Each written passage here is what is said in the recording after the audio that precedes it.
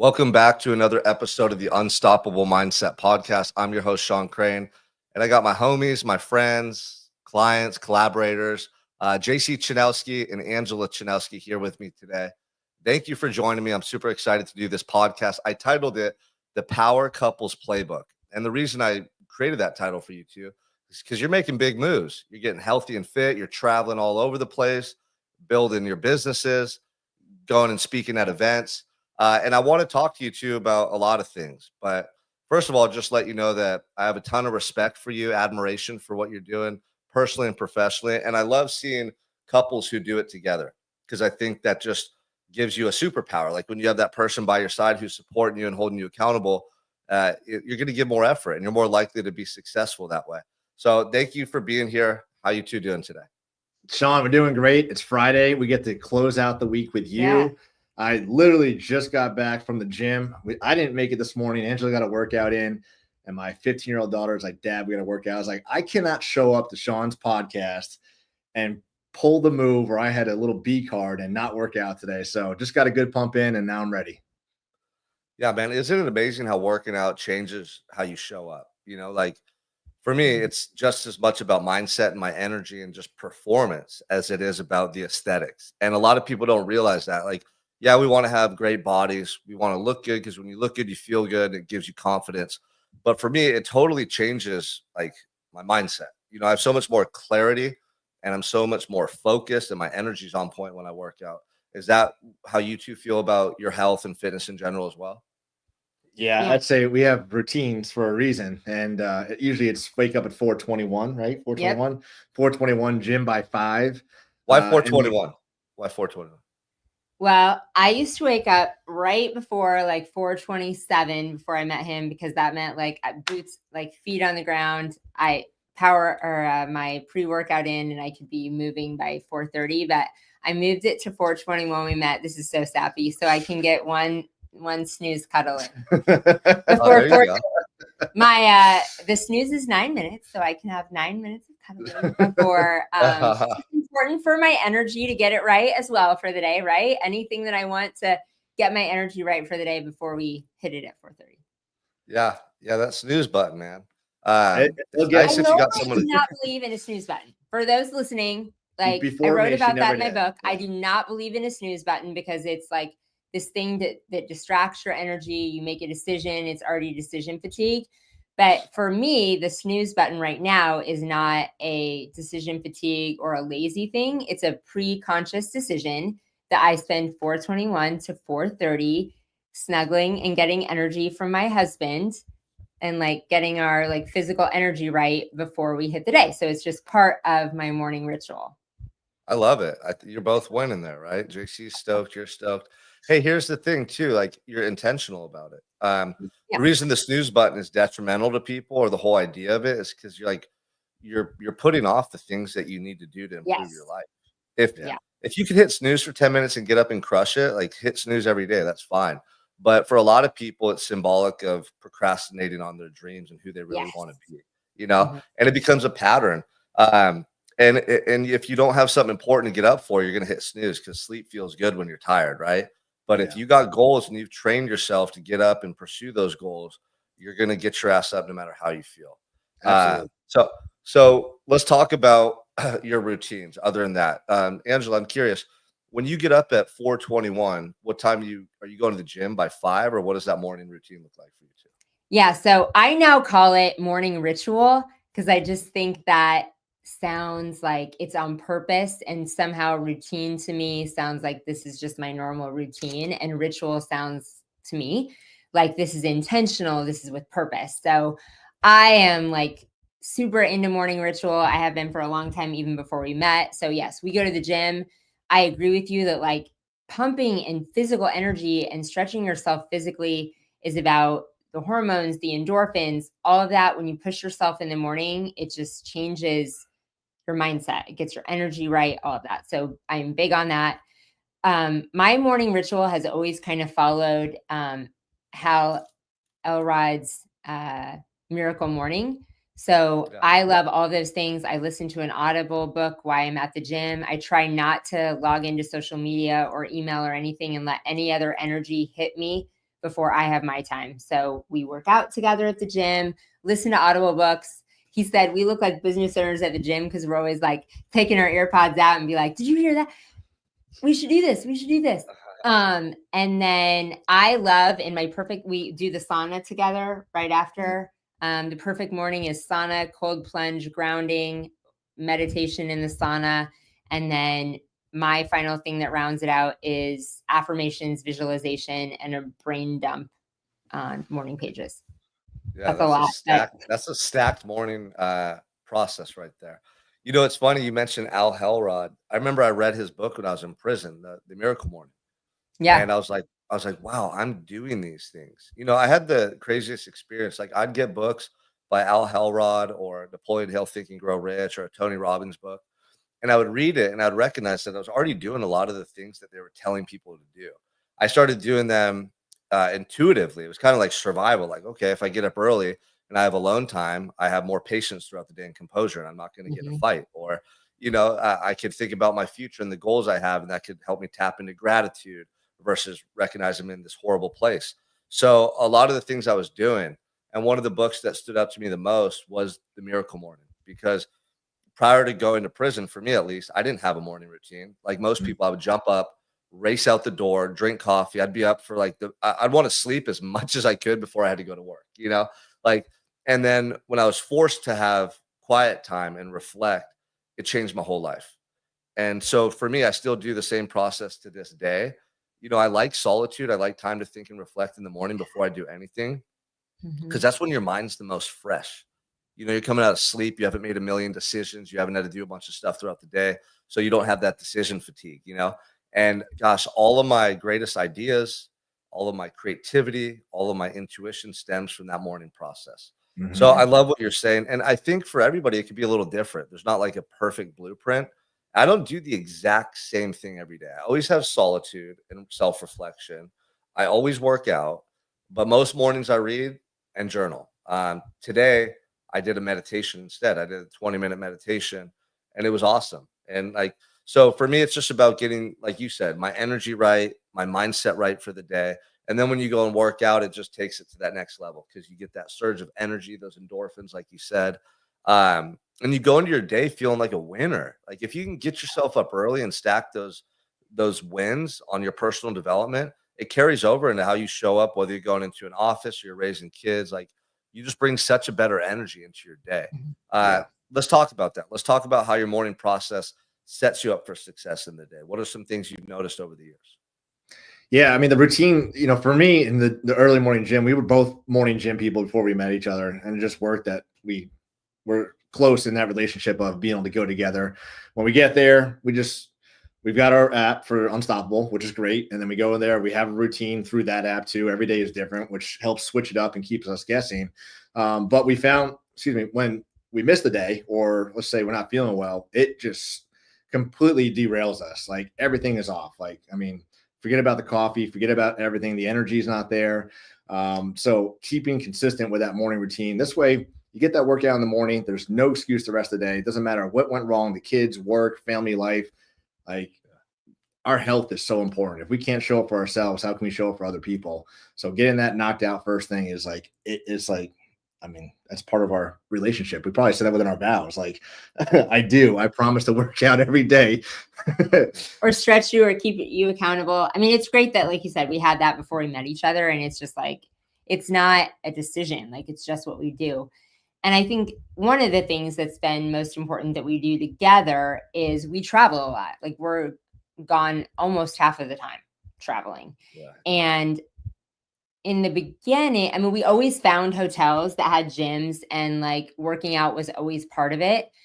But one thing that's changed is sleep wasn't as much a part of our travel. We would just like find flight times that worked and we would work out and not skip workouts when we travel. But now we design our times of travel around like get good sleep and get a good workout. So for example, next week, I mean, we're on a string of 4 different shows that we're speaking at. And like we design and we will design our flights around leaving instead on Monday so we can get good sleep on Monday night and be at a gym on Tuesday morning. So like really designing your life. A lot of people are like, oh yeah, I'm consistent. And then all these things happen. It's like, no, you design your life around this. Yeah.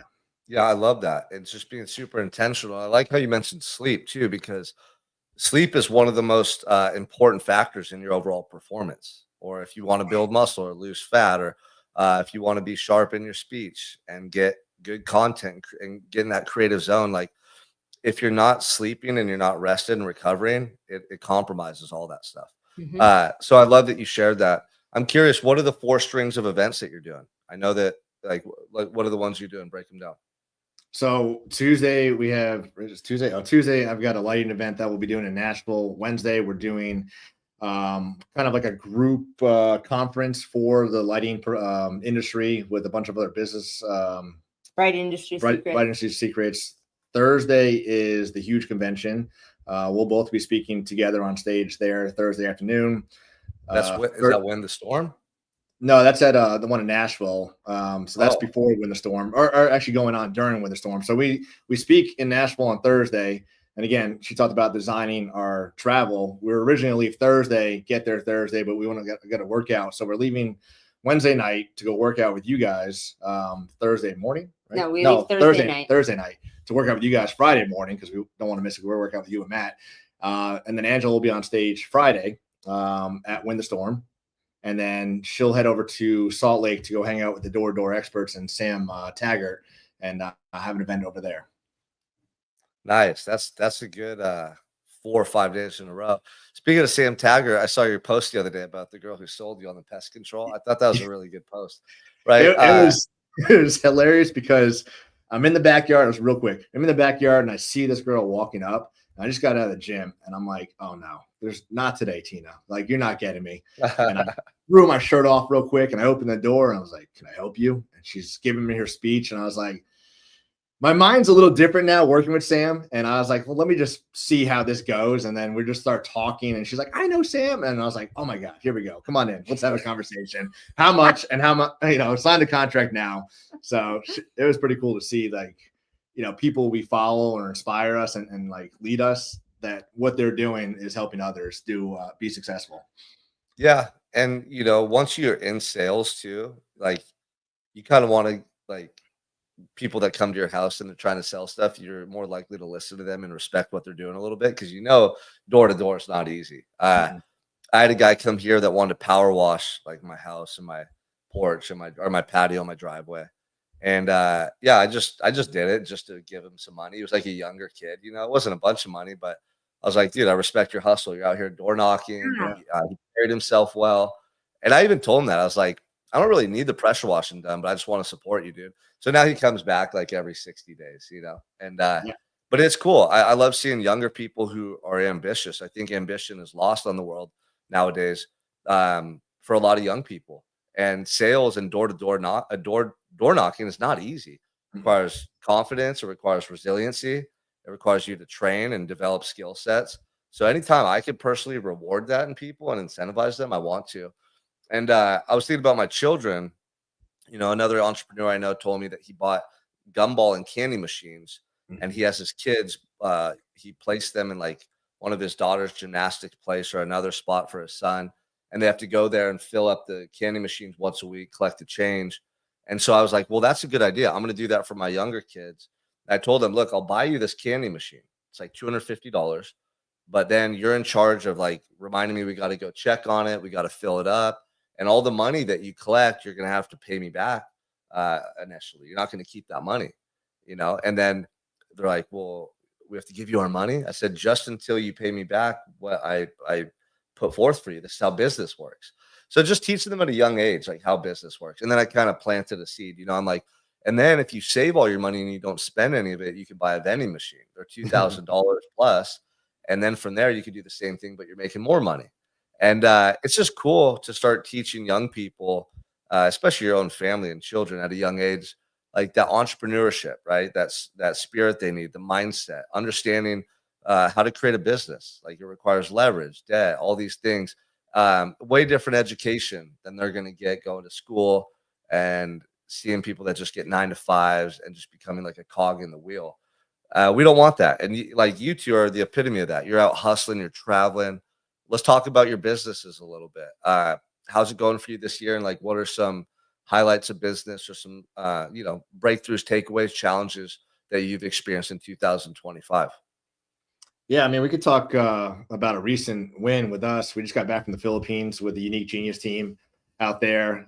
Pretty incredible opportunities. The second time we've been out there, and mathematically and logistically, it was a nightmare because we had to bring 140 of our team to one location, the Philippines. And we have 7,000 islands out there. It can be pretty hard. So getting the logistics handled for that, plus us going out there, we were able to bring our first client out there who has 12 strategic partners working for him. It's just a huge blessing for us to see what Angela's built and grown over the last 5 years. Well, now yes, but you started it. But just seeing that and the change we've had since last year when we were there. I mean, we literally 2x the amount of people that showed up. So going out there to pour into the team, and just like when you go to these events, these masterminds, now we're doing it for our own team to go out there and show them what's possible, talk about their future, their growth personally and professionally, and cast that vision for them that, they have a home with us and they have a future with us.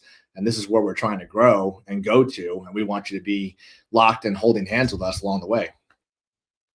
Yeah. I mean, that's crazy. That's a big, initiative to take that many people out to the Philippines. I know I always see you going to to like Asia. You're like in Thailand, you're in the Philippines. You both travel a lot, right? So let's talk about that because Angela, you mentioned sleep and then making sure you're traveling ahead of time so you can get to a gym or just be more organized when you travel. But what about nutrition when you're traveling to Asia or you're in the Philippines? How do you maintain some consistency with the food you're eating, or just at least get like protein in? And have you experienced challenges doing that when you're traveling overseas? Yeah, so Unstoppable has helped us a lot of the supplement stack and making it easy. So like our supplements, we found a great way to like pack, do all the things. We make reels about that of like putting all the things just in something for us both to take. So like we're stacked full of supplements. You guys make it easy with the packets, individual packets, but we always have that packed and ready to go for 2 weeks, so we can like easily just it's ready to go and on track. Then another thing is just staying on like things that are easy to get no matter where you go. So for me, an easy protein, like to make sure that we have enough protein. And I think we just focus on like eating clean. We experience the culture and experience stuff, and we just like aren't attracted to junk anymore, but focusing on getting enough protein and enough local protein. When we travel, the easiest thing for me is Greek yogurt, just finding clean Greek yogurt. And we try not to supplement with protein powder, but I have just a clean Vital Proteins collagen protein powder that we always just take so you can get some extra in Greek yogurt. And then I took pictures the last time we travel. Like I'm more simplistic than you. Like I just find beef wherever we go. I'm just like beef for lunch, steaks, kebabs, whatever. Like I just have like a steak on my plate for like every single thing there is. The fun thing about Asia is it's really close to Japanese Wagyu beef. Oh yeah. Yeah. So I mean way less expensive in Asia. But I focus on that. I think he's a little more versatile in his proteins, but I'm just like, give me how much steak I can always have. And if you focus on the size and amount of clean beef protein. Yeah. What's your go-to protein, JC? We eat a lot of steak. I'm trying to get more lean chicken in. She's not a fan of chicken as much as I am, but luckily we're very similar in everything. We just don't naturally eat junk food. Like if you go in our cupboard downstairs, there's not bags of chips. There's not like yo-yos and ding dongs and anything like that. So we typically eat clean naturally here. So that when we travel, if we're going someplace, we're looking for the cleaner options. And when we're ordering for each other, we know what we like. So it makes it really easy that we're not like, well, you need to get vegan and you need to go get, whatever like that. So it just makes it easier that we can naturally go to the same places and be on the lookout for the best options for us. One thing about traveling internationally, I mean, our hardest part is probably traveling in the US because The food here isn't as good. So you really have to focus on, let's go to a steakhouse, let's order a steak.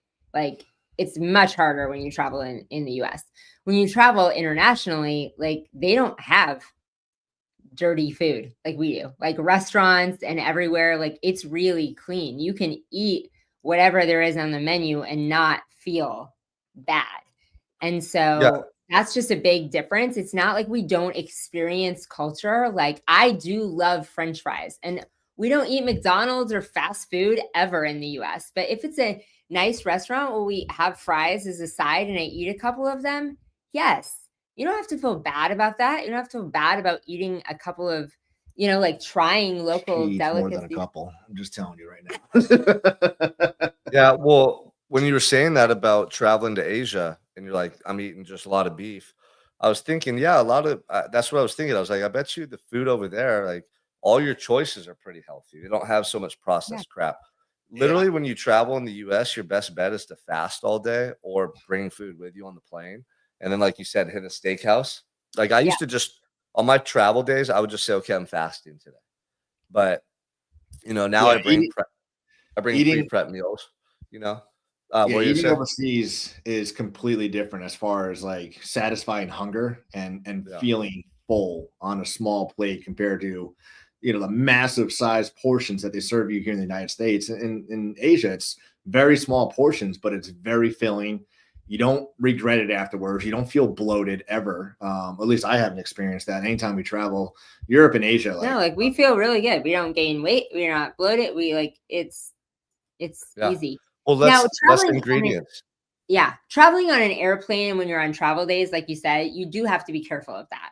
And I think we're mindful of that and pack, like, jerky, like clean jerky. I don't do well with fasting. Like, if I'm on an airplane, I'm just like, I need to eat something. But you just need to plan ahead so you're not eating the sun chips and the cookies that they give you, right? Like, if you Yeah. want to eat on the airplane, like, pack clean Well, jerky. how crazy is it, the culture, right? Like, if I went to the hospital the other day with someone, actually a couple months ago, they had to get some blood work done or something. And I look in the lobby where we're at, and it's like Lay's potato chips, like everything in the little bowl for snacks was all unhealthy.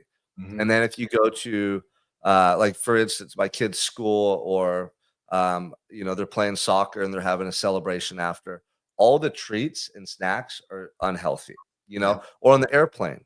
Everything they feed you, it wouldn't be in the category of healthy. Like, right. the food has way more salt added to it. It's chips. It's like those wafer bars that are high in sugar. Sauce, It's yeah. like, damn, who made these damn rules? Like, they've tricked people for so long.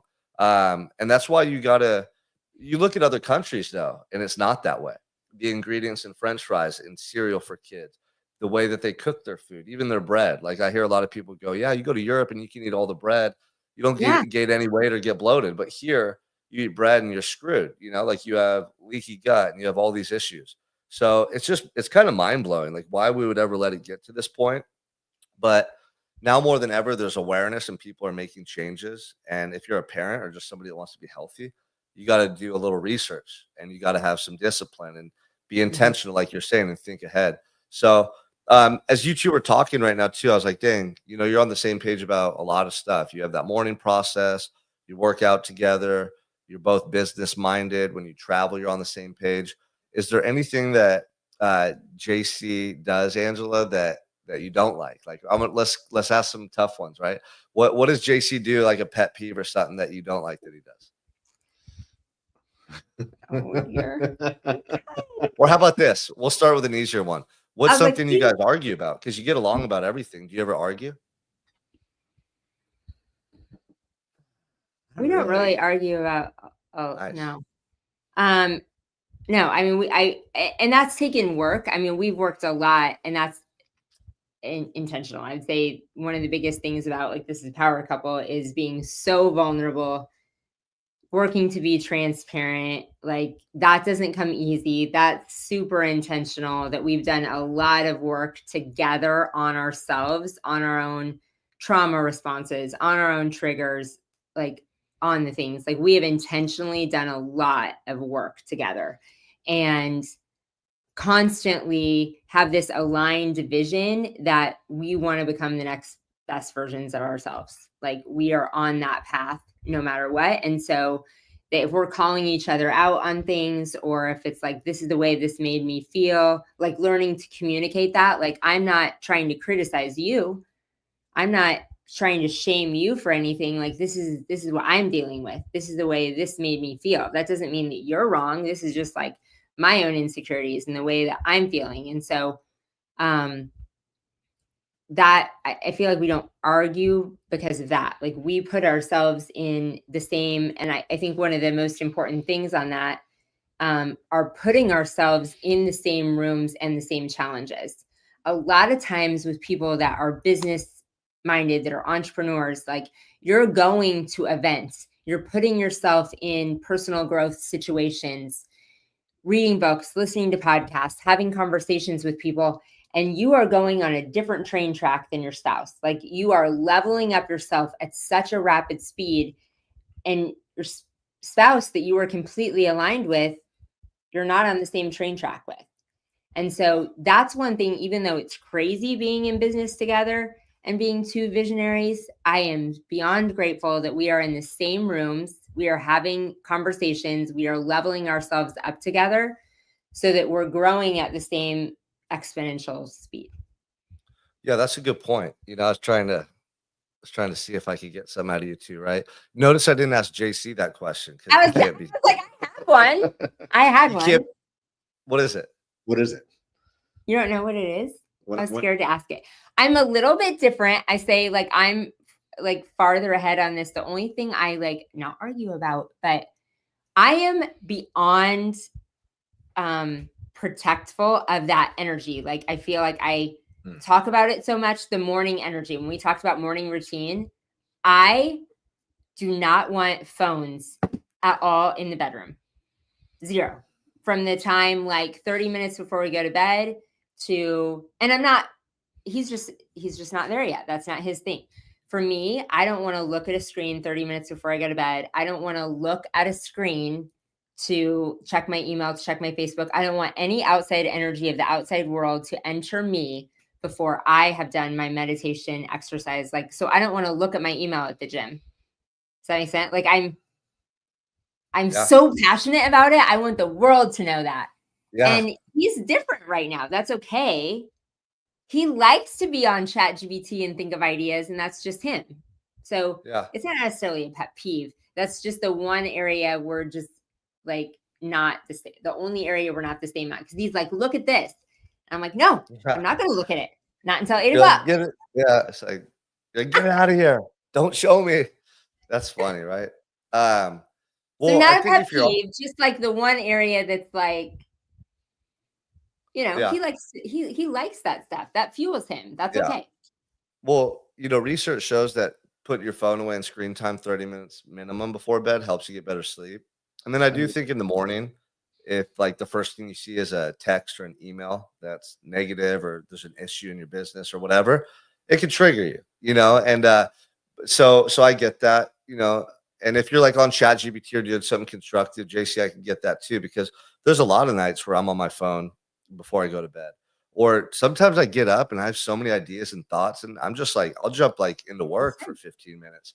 And then like, okay, if I do it too much, it just kind of like, it can overwhelm you and get you into a stressed response, if you're answering too many messages and stuff.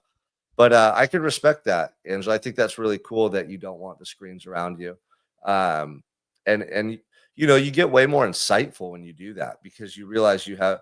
For me, though, here's the hard part. Do you write stuff down if you're getting creative ideas?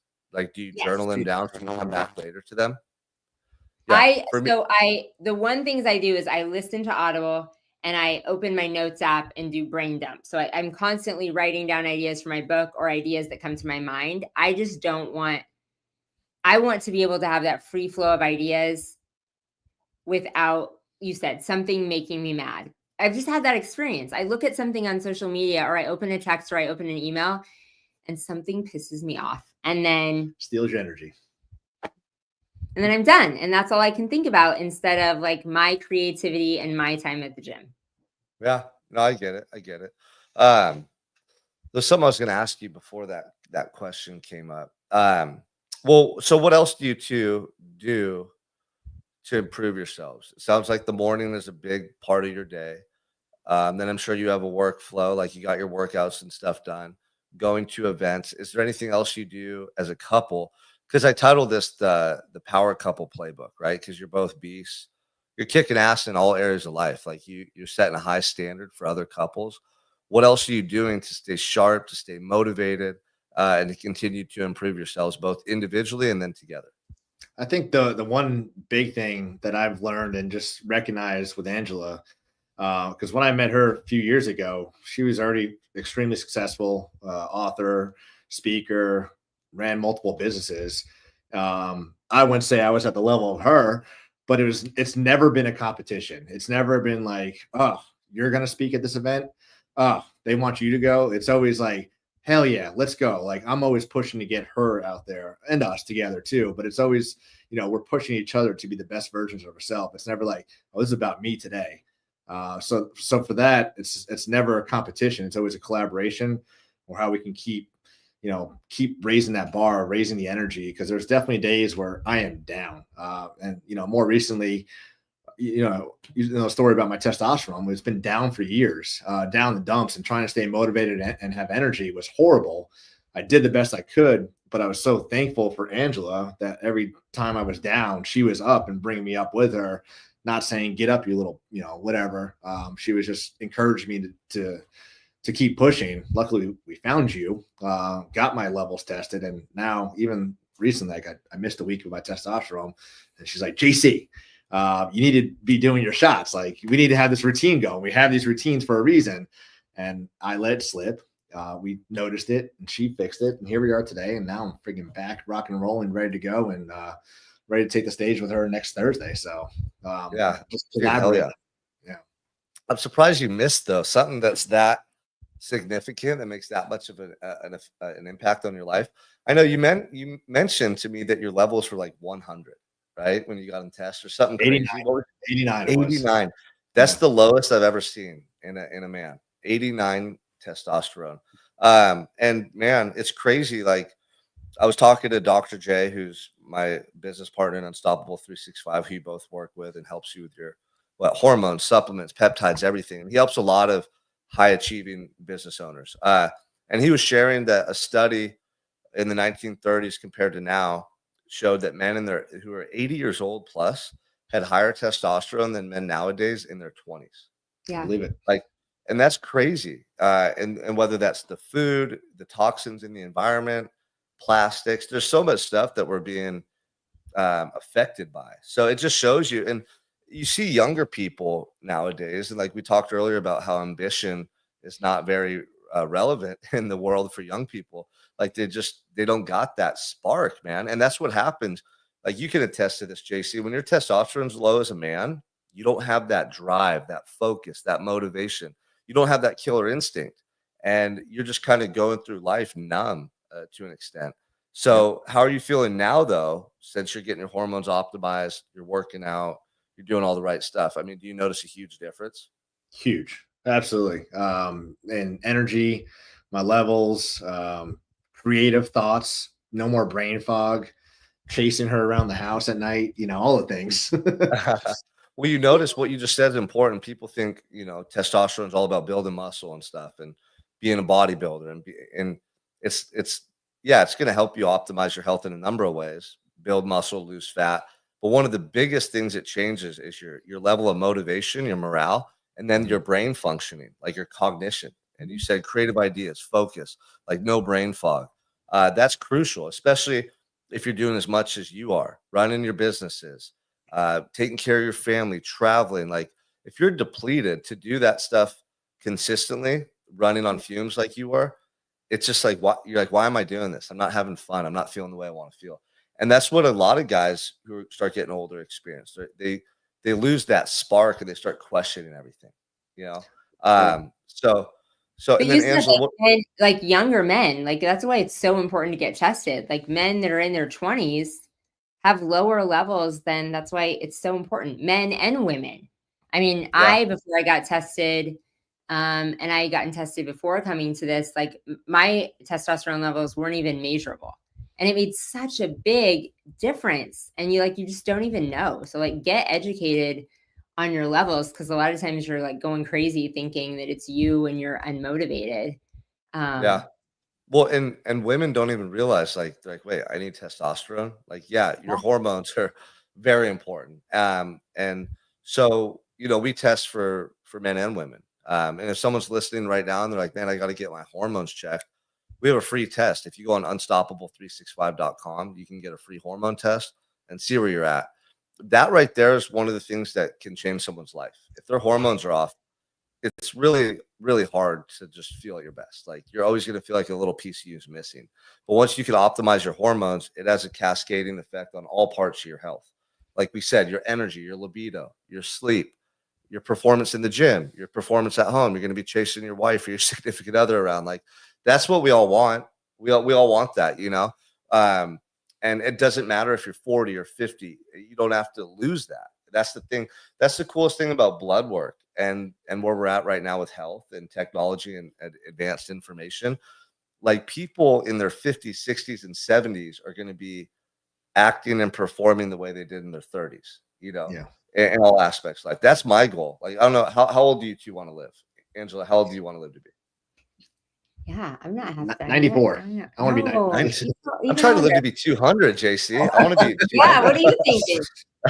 Like, no limits here, bro. Like 94. That's like, come on, think bigger, right? No, but Half I want to done. run. I want to run a marathon or do a triathlon as a centurion, right? Like, if that's the right word, like triple digits. I want to be 100 plus doing a triathlon or a marathon. How badass would that be?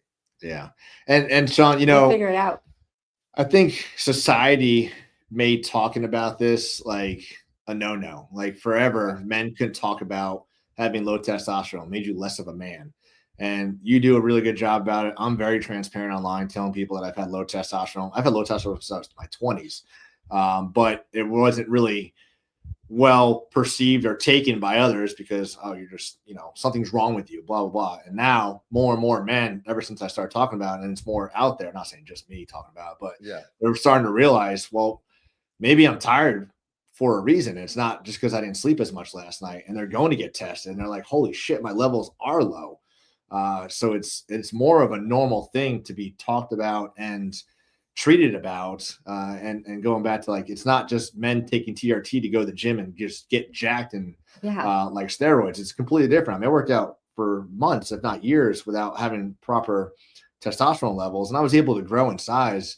But where would I really be right now if my levels been monitored and leveled the whole entire time? Where would I be, business wise, if my brain wasn't in the dumps all the time because I couldn't think straight and couldn't come up with these ideas? So if you're listening to this and you've never had your levels tested, like, I challenge you to go get tested. Go to the doctor. You don't even have to really go to the doctor. Some places will do it for you. They have a free test. And get out there and get. Here's the crazy thing. Like, so doctors are brainwashed, right? And they're like, honestly, like a pediatrician, they're just somebody that went to school for a long time and memorized information. Oh yeah. Not to demean doctors. I think they're brilliant people and there's a lot of great doctors out there. But what I'm saying is, doctors aren't like, they're not God, right? They're like, they just read books and learned the things they were told to learn to pass their tests. And then they just apply that. And what I've seen is a lot of doctors are limited in their scope of actually understanding how to treat people. They are more likely to give you a pill to mask symptoms than to figure out what's actually going on, the root cause of your health issues, and fix that. That's why I love Dr. J so much. He's a naturopath. Like, he gets down to the root cause of the issue and remedies that, so all your symptoms go away without pharmaceuticals, without all the bullshit that you have to be on for life. Like, yeah, if you want to get on TRT, you're going to be on it for forever, right? If you want to optimize your health, you're going to take things like peptides and the right supplements forever. Why wouldn't you? But it's way different than going to a pediatrician who gives you is there a pediatrician for just children? Let's just say a regular doctor. I get those terms mixed up. But they're going to give you a pill to keep blood pressure low, and you're going to take it for the rest of your life. But they're not actually going to figure out why your blood pressure's high. Like, dude, come on. Or they're not going to educate you on nutrition and tell you, hey, maybe you should stop eating like cheeseburgers and donuts and like get to whole food. Like, they're limited in their scope of education. And That's why a lot of the doctors that people go see are like overweight and out of shape. Like, Yeah. damn, dude, like, how are you gonna tell me what to do? But I talk to so many guys. If you're listening to this and you want to get your hormones checked, do not expect a regular doctor to understand why or then help you to optimize your health. I've had guys go and their testosterone's like 300, which is really low. You want to be between 800 and 1200. And the doctor's like, well, that's good enough. You're like, good enough for what, motherfucker? Like, just to exist? Like, I want to thrive. I want to be just crushing my goals and have unlimited energy like I should. And so if you go to a regular doctor, they're probably not going to want to test you because they don't want to. I don't know if it costs money for them or what. And then when they do test you, they don't want to put you on TRT or anything. They're like, you're good. And maybe that's what they're taught, right? Because they want men to, like, whoever's teaching them, right? Whatever the curriculum, whatever the agenda is there, they want you taking pills from the pharmaceutical companies, still eating all the poisonous food that's getting you unhealthy. And they don't want to optimize your health. Like, that's kind of what it feels like. And you're like, just like we talked about earlier, why our food in our country is so bad compared to other places. It gets you thinking, right? Like, damn, I'm living in like the Truman Show here. Is this all rigged? Like is this fake? Yes, it's all But right. it feels like it, right? So like talking to you two, remember when you came to Santa Barbara and we hung out? The conversations we have are so abnormal in society. Like the way that we would talk in person and then with Matt, that's like 0.0001% of people talk and think that way. And so when I say that about the Truman Show, it's funny, but it's not, because 99% of people in society, they're like actors in that play. They're bought in, they're doing what they're supposed to do, they're being told from above what to do, and they're living that way. And they're suffering because of that. And we're like the ones that are awake, we have awareness, and we're like seeing all this stuff. We're like, no, I'm not going to be that way. I don't want to just suffer. I don't want to just exist. I want to thrive. So it's refreshing to be around you two, and I'm excited to see you next week in Dallas. But it was really cool when you came to Santa Barbara. Like, we worked out, Yes. hung out and drank coffee, shot content. We're like, remember we talked about, like, this is life by design. We're making our own rules. Yep. But it requires more of you. You got to get up early and be disciplined with your routine. You got to get your phone out of the room. You got to eat the right foods. You got to go to the gym. Like, there's a lot of stuff that we have to do to get to this point in life, but it's so worth it, right? It's so worth it compared to thinking about how a lot of people live and settle. And that's the thing. Like, if you're listening to this, you have a choice. You Mhm. can choose to continue to go down the path that you're going, and you can continue to say, one day I'll go get that test. One day I'll change my eating habits. One day I'll go to the gym. And that one day becomes no day. Or you can make today day one and say, I need to make the change. I need to go hit 200 years old and be doing my bicentennial triathlon. But it doesn't happen if you don't make the change. And we really live by that day one mentality of, we're not going to wait for tomorrow. If we want something, we're going to do it today. When we went to go see you, we didn't say next year we're going to go see you, Sean. No, we had the opportunity. We chose it. We made it happen. It was an incredible opportunity to go out there and work out with you. I mean, I thought I was working out, and then I worked out with you and Matt. I'm like, holy shit, I need to like level up a whole nother level. And because of that, getting out there and hanging out with you and having those conversations, it really changed my trajectory of workout from simple. Even though I had the app, I was just doing what I knew. And that's what in life, we all know what we know. That's why you need to get out there, expose yourself to other people like you and Matt, and other people who are trying to get fit, and surround yourself with winners like that. Don't surround yourself with people who are going to McDonald's every day. Don't surround yourself who are making excuses for why they're failing or why they're struggling. Like, you need people who have ownership and want to be successful, want to continue to level up, and want to get to that next phase of success and growth, and don't just get comfortable in what they're doing. So you asked us earlier, like, what else are you doing? Like, what else are you doing besides your morning routine? And that is getting in rooms. Like, when we came to Santa Barbara, like, we invest in time in like sitting in conversations, being in the same room with you. Like, we already worked out when we met each other. We already worked out every day at 5 o'clock and we're at the gym. But investing in being in your community and in Unstoppable, and having a coach that pushes us. Like, you asked JC, like, how would he fall off? You know how important testosterone is. Like, why would you fall off? Because that's what we do. We have a million things that we're accountable for. And unless you make an investment in yourself to have a coach, for Matt to be our coach, to be in your community, like, somebody to keep us on track. Like if you fall off track and aren't taking your stuff, somebody to make sure that you are. Like you have to do that. We're leaders, we're entrepreneurs, we're like leading everyone else in the ship, and you have to make a commitment to have people to hold you accountable for leading yourself. And that's the biggest thing, like putting ourselves in a small room with you and being in your program so that like we make sure that we have people pushing us. Yeah, I mean, accountability is huge, and you hit the nail on the head. Like when you're so busy and you're running a business and traveling, and you got kids and da da da da da. Like it's really easy to get inconsistent in health routines or personal development. For whatever reason, like people will just forget or they put that stuff off. I mean, that's like 99% of the clientele in Unstoppable 365. It's business owners who are so busy and so growth minded in their business that they forget to prioritize their health, and they don't work out, they don't eat right, their bodies and their health is depleting. So yeah, they need a plan, they need accountability, and they need that consistency long term. And Angela and JC, like I like to think about how I spend my time with people in thirds, right? So like the 30-30-30 principle. I don't know if you've heard that, but the bottom 30% are people that you can provide value to and essentially like mentor, inspire, or help, right? These might be clients, these might even be family and friends, and just somebody that you can impart some wisdom or life experience on. The next 30% are people at your level, right? People that you can sharpen one another. Every time you get around each other, you're inspired, you're fired up, you push each other. That might be like a workout partner, or for you two, you're on the same level. Every day you get that from each other, right? And then the last 30% is what you were alluding to, Angela, when you're saying like get in the right rooms. That's mentors. That's people with more experience. That's people that are further ahead than you on the journey who you can just listen to and get inspired by or learn from. Or if you want to get results faster, hire a mentor, hire a coach. Like you two jumped in Unstoppable 365, right? You're learning from people who have the results or expertise that's going to help you. And I think if you can apply that principle, the 30-30-30 principle, your associates, your networking, your friendships, your relationships, that's how like all your time spent with people is valuable, right? Like, dude, I cannot do small talk. If someone starts talking to me about bullshit, I'm like, dude, I love you, bro. I gotta go. Like, all right, hey, hope you have a great day. See you later. I last like literally 30 seconds in a conversation where there's no substance. If it's a client, I'm gonna pour into them, I'm gonna listen to them, I'm gonna help them. But if it's somebody that I haven't seen for a while, like an old friend or even like a family member at a barbecue, and they just start going on to some nonsense.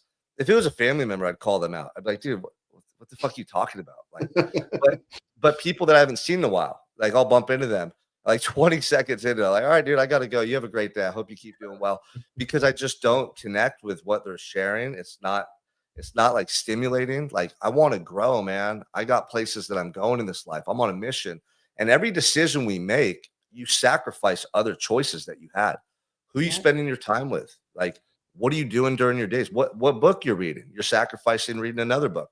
The time you spend with clients or family or traveling, or like make sure that your choices amount up to something that's meaningful to you at the end. Because everything we're doing, I heard Jordan Peterson say this, everything you're doing requires sacrifice. That you could be doing something else with a different person. Make sure that your choices are going to align you to where you want to be in life, because you can't take it back once you've done it. Absolutely. Well said. Yeah. I like that rule. So, okay, I want to wrap this one up. I appreciate you two being here. You're both awesome human beings, and I love just seeing like you two coming together is powerful. And I know you're going to do bigger and better things, and not necessarily because you need bigger and better things. Like we all strive to do great stuff in life, but that's just the trajectory I see you on. Like you're hitting stages, you're traveling a lot, you're posting content all the time. Now you're dialing in your health and fitness. So do you have any goals in mind? Or like, I like to have people on here and I like to ask them like, what's next? Like, I want you to call your shot, because I'm a firm believer that you speak it out into the universe and it starts to take on a life form of its own. So what's next for you two? What's something big coming at the end of this year or 2026 that you have your sights set on? I think for us, we talk a lot about designing the life, and we talked about that with you out there. And right now we're slowly dialing it in to fit the perfect life. Like if we could just stretch our morning routine a little bit longer and spend more time at the gym, spend more time doing those things that really fill the buckets for us. And then, as we grow the business, that's important to us too, to be able to help other business owners with unique genius. But also, expand that, get to more stages, get in front of more people, because I feel that human connection, that engagement, interaction is so important. We can have these conversations on Zoom, we can have these conversations on Facebook Live, but once you get to shake hands with somebody, actually talk to them and have real conversations, it's so much more powerful. And for us and for whoever we're speaking with too, because we're constantly learning and trying to better ourselves too. So really just getting out there in front of more people, more stages, however that looks, which involves more travel, which we both love too. So, I think all that continues to fill the things that excite us. So that's really the 2026 on top of growing Unique Genius. And our Unique Genius goal is 10X. We called it out to our team. It's in all of our stuff at our summit. Like, we take it very seriously. Our entire team and company read 10X is easier than 2X. And it's a different mindset. And that's what we're doing. And we're like, if you're not on board, if you can't see yourself expanding into, which meant we rose up leaders and we lost some, like, if you're not the person in the right seat to be here when we are 10X, then we'll find a different place for you. So we are absolutely 10Xing this business. And it's a crazy, exciting era as AI and all the things transform and we focus on human connection. But that's the shot we're going to call designing our lives like no other and helping others do the same as we 10X. Mm-hmm. Yeah, I love that. That's such a good book too. Benjamin Hardy and Dan Sullivan. Great book. Gets you thinking about, like, it gets you thinking, right? That's like the power in learning from others and working on yourself, as it gets you thinking big picture in ways that you can expedite your growth and results, and enjoy the process. That's why we want to create a life by design, is so that every day you're in love with what you're doing. Every day you're excited. Every day you wake up and like today's Friday, and people will say, like, "Oh, we made it to Friday in the gym." I'm like, "What the fuck do you mean, dude? Like, I don't even care what day it is. I'm just so excited to be doing this stuff." Like Sunday, Monday, Friday, like, dude, that's irrelevant. If you're waiting for Friday, you're losing in the game of life. Like, I don't ever want this to end. That's the attitude, right? Like, I don't ever want this to end.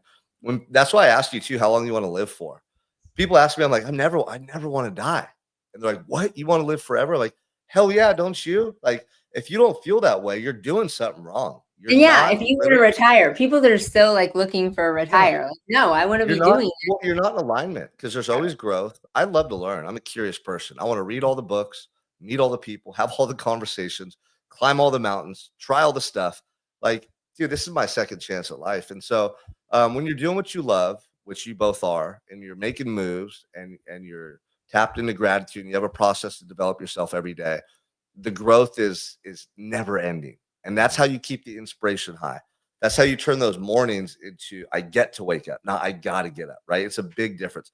I get to go to the gym, not I got to go to the gym. And that mindset, like, that's the epitome of success. Money and accolades and clout and all that stuff aside, if you feel that way inside of your mind, your body, your heart and soul about how you're living, you're freaking winning. You're so successful. That's the secret right there. So, if there's a couple listening to this, or if you're somebody that knows a couple out there who wants to get healthy, who wants to crush it in business, who wants to grow closer together and be one another's, not just accountability partner, but like partner in life, man, where you're really doing it together, share this episode with them. Follow JC and Angela Chanowski on Facebook. You can find them on Instagram as well. They're making big moves. They're crushing it. They're having fun in the process. They're a part of Unstoppable 365. They're being examples for other people. And I just appreciate both of you for being here today and sharing with me. Sean, we appreciate you, buddy. I look forward to seeing you next week, working out with you Friday, and keep doing what you're doing, man. It's men like you out there that are really inspiring other men who just don't know. They might be lost. They have no purpose. And just listening to your stories, following you. I've been following you for 2 or 3 years now. And it's just been incredible, the things you're doing and how much impact you're having on the blue collar trade right now. So keep inspiring, and I love you, brother. Yeah. Thank you for being here. So grateful.